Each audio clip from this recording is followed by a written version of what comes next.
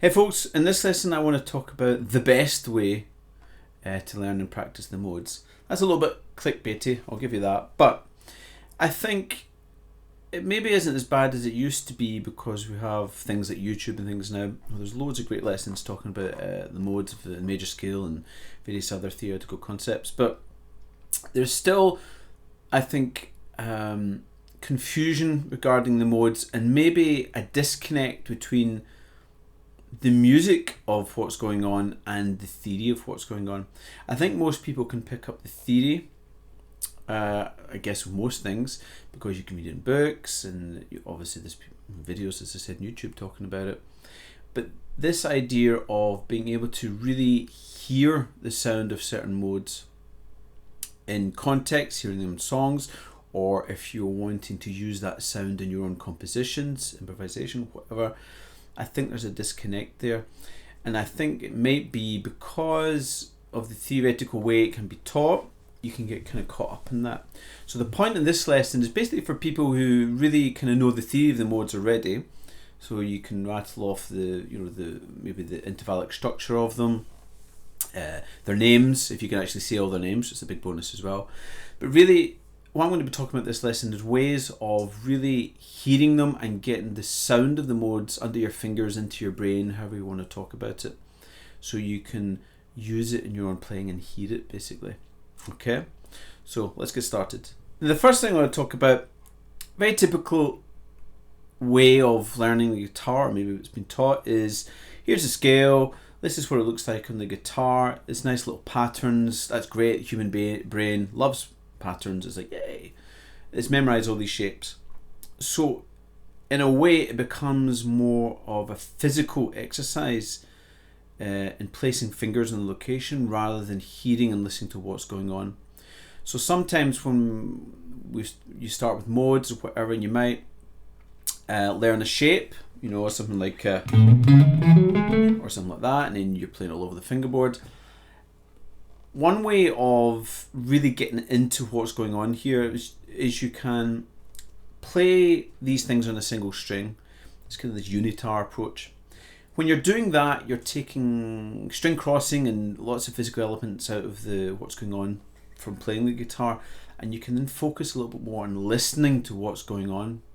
So one of the great things to do is you can do this with any scale, is get a droning string going.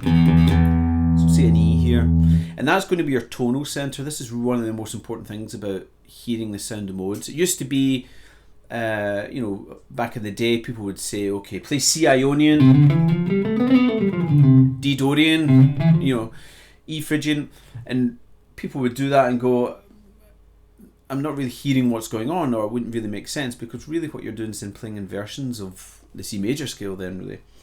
So by doing this E, you're giving this nice tonal center that you're going to hear all these notes relative to, okay? Now, as I said, if you know your structure of the modes already, you've got an advantage here, because then you can play up and down. For example, if you know your Lydian scale or Lydian mode, in terms of tones and semitones, you can hear that note there is when things start to get a bit more interesting and a bit more Lydian. So you got a tone, a tone, a tone, and that takes you to that sharp fourth interval. Now, as I said, if you don't know this regarding the intervallic formula for the modes and how they're arranged in tones and semitones, you can go and read that up. That's the kind of theoretical aspect of it that you can just take a book and read, literally memorize it, that's it. But what I'm talking about here is connecting that to actual sound, actual music. So by doing this, you can play all the way up Lydian, and you get to hear the distance between the notes in this modal flavour, this Lydian flavour. You can hear, you've got that really kind of mysterious sound in there. You've got this major 7 sound. So this major with this kind of mysterious thing going on. Then once you do that on a single string, if you want, you can sing the notes as well. It doesn't matter if you're a great singer or not, like me, not a great singer. But the idea is you're trying to kind of absorb the musicality of it. But once you've done it in the single string, you can do, you know, do all the patterns that you know on the fingerboard, but listen to each of the notes. Almost imagine if I'm playing, I know no is next, you know, because of the distance that I'm hearing in the mode. Now, as I said, you can do that with all the modes, you know, Phrygian. Yeah, and using the same root note here, you can hear that difference between the two, you know, Lydian. Yeah, it's got a bright majory thing, and then Phrygian, a dark, kind of mysterious kind of sound, you know. Anything we can do with these single notes, we can do with the harmony of a mode. Now, every mode has a unique sequence of harmony.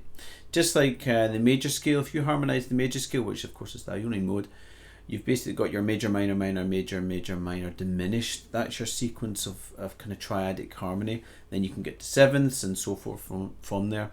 If you don't know that, by the way, that's something you can go away and learn, and I highly recommend you do. It's very, very handy for loads of applications, chord progressions, songwriting, you name it. But by doing that, you can do the same with all the modes, but really it ends up being a permutation of that harmony of the major scale. So for example, Lydian, when you look at it in terms of triads, the sequence, it goes major, major, minor, diminished, major, minor, minor. Okay. Now, to be able to play this on the fingerboard, knowing how to play your triads over the neck is really, really handy for this. So yet again, that's another thing. If you don't know how to do it, I recommend you go away and learn it. Learn how to play like A's all over the necks, basically. You know, definitely on the top 4 strings at least, because that way it's a bit more kind of musically useful. But if I was going to apply this to this idea of Lydian, so just like I did with playing single notes, I can play a drone, play A Lydian here. So if I'm doing A Lydian, I've got A, then B, then I've got the C sharp minor, D sharp diminished, E major, F sharp minor, G sharp minor, back up to A again, all with this droning A in the bass. Yeah.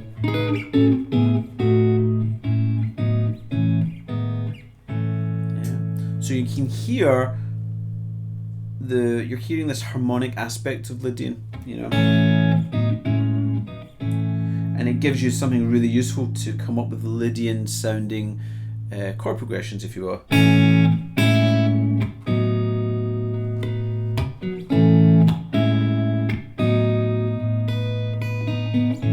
Something like that. Really nice kind of Lydian kind of vibe to it. So you can do that with all the modes. You know, if I was doing Phrygian again, I guess I've got like A minor, then I've got B flat major, and then C. That's basically your kind of Phrygian. Mixolydian, I've got A, and then before that I've got G.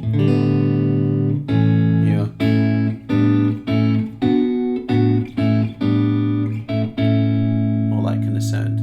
So this is another way of hearing the thing in context, rather than just hearing the single notes and how their relationship to the tonal center, E that we did to begin with. You can do the same thing with chords and hear how that sounds. So that way, if you're wanting to keep in a particular modal flavor for a while, you can use all these little triads. Plus, it also kicks up some unique modal sounding chords and harmony. Now, you can take that further and almost think of a kind of chord scale approach. And if you write out your mode and then write it in terms of chord tones. So, for example, if I take Lydian again, we'll keep it in A Lydian. You know, A Lydian's 1, 2, 3, sharp 4, 5, 6, 7, 8 in terms of intervals, just shorthand. Again, if you're not keeping up with this, go away, look it up, learn it. If I think that in terms of chord tones, basically, you know, I'm making everything kind of the odd notes, if you will. So 1, 2, 3, you've basically got 1, 3, 5, 7, major 7 as your kind of fundamental kind of foundation chord to that. So basically you've got like your 1, 3, 5, 7, 9, sharp 11, 13 if you look at Lydian and kind of look at chord tones, like a chord scale kind of approach. But what that means is you can then, you know, create chords from that. So I can have very classic like a major 7 sharp 11 chord, very Lydian sounding chord. I could come up with like a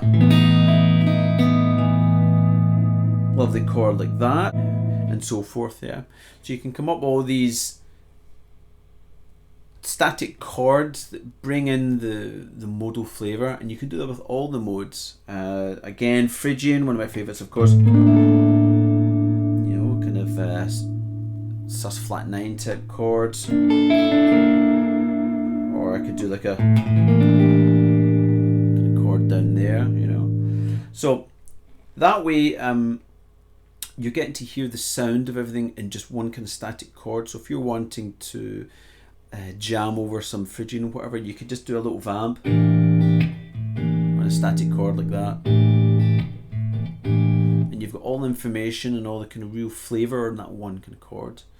Now you can take that further, and this gets into something like you may have heard people talk about pitch axis theory or something, and I don't want to get too technical with terms or anything, but basically what you can do to really hear the sound of modes is hear how they contrast and compare to one another. So for example, this chord down here is Phrygian, you know, so I could get this flavor of Phrygian, and then go Lydian, you know, Phrygian and Lydian. So that's the whole kind of concept of pitch axis. What you're doing is you're keeping your tonal center the same of A, but I'm going from like A Phrygian, A Lydian. I could do you know, A Mixolydian, that sort of thing. You know, A Dorian, all that type of thing. So you're getting to hear how they all compare to one another. So you get a distinct differentiation between them all. So you get an ear for what Phrygian sounds like, an ear for what Mixolydian sounds like, and so forth. Yeah. And of course, the best way really to try and kind of put all that together is see if you can create actual music with it. So I talked, you know, with this little 2-chord vamp. You could take that, if you've got a looper, or quickly record it on your phone or whatever, just some way of getting it down. Just record yourself little vamp like that, and then you can, you know, play some melodies over it, little riffs or whatever, and you get to hear some musical kind of application of it in kind of context. And little 2-chord vamps like that are great for it. There's a classic Dorian, of course, the magical Santana chord change, as Zappa called it. You know, like a minor 7 to like a dominant in the 4. You know, all these type of little chord combos gives you the flavour of the mode, but you can just record it, and it gives you a little backing, a little vamp to try out and hear how each of the intervals and each of the notes in the mode sound in context. And then that way you can kind of lean in certain kind of tones or notes or whatever to get the sound of the mode. So again, it reinforces the fact that you're kind of hearing it and then playing it, rather than everything just being a very physical, theoretical thing on the fretboard. Okay, so hopefully that helps. It's obviously there's a lot of stuff I talked about this assumes you know, and there's certain fundamentals I think that kind of all players really should, if they wanted to get into this sort of stuff, should know. So you should know your harmony, how to harmonize. You should know your triads on the neck. You should know your intervals on the neck. Know the notes and all the frets and all that sort of stuff. But that's out with the kind of context of this lesson.